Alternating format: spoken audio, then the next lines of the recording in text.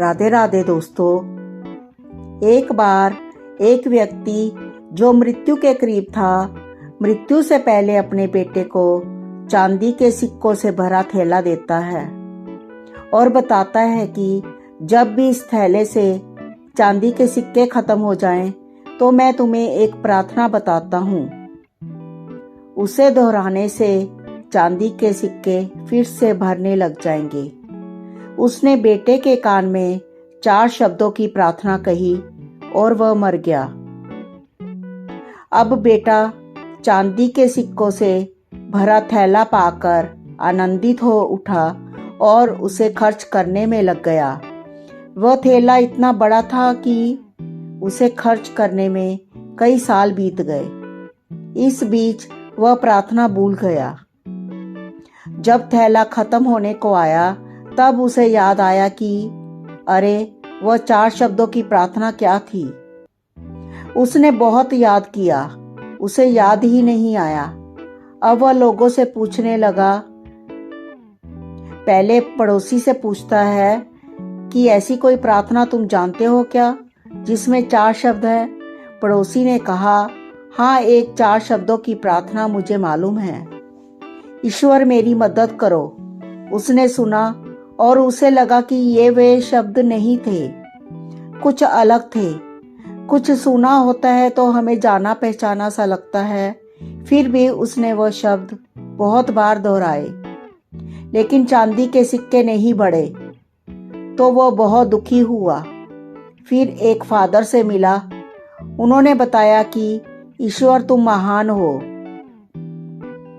ये 4 शब्दों की प्रार्थना हो सकती है, मगर इसके दोहराने से भी थैला नहीं भरा। वह एक नेता से मिला। उसने कहा, वोट दो। ये प्रार्थना भी कारगर साबित नहीं हुई। वो बहुत उदास हुआ। उसने सभी से मिलकर देखा, मगर उसे वह प्रार्थना नहीं मिली जो पिताजी ने बताई थी। वो उदास होकर घर में बैठा हुआ था।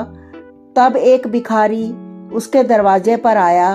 उसने कहा, सुबह से कुछ नहीं खाया, खाने के लिए कुछ हो तो दे दो।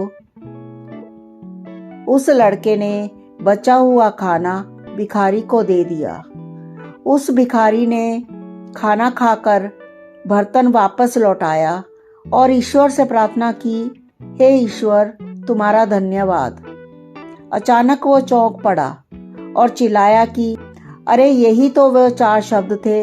उसने वह शब्द दोहराने शुरू किए, हे ईश्वर, तुम्हारा धन्यवाद। और उसके सिक्के बढ़ते गए। इस तरह उसका पूरा थैला भर गया। इससे समझे कि जब उसने किसी की मदद की, तब उसे मंत्र फिर से मिल गया, हे ईश्वर, तुम्हारा धन्यवाद।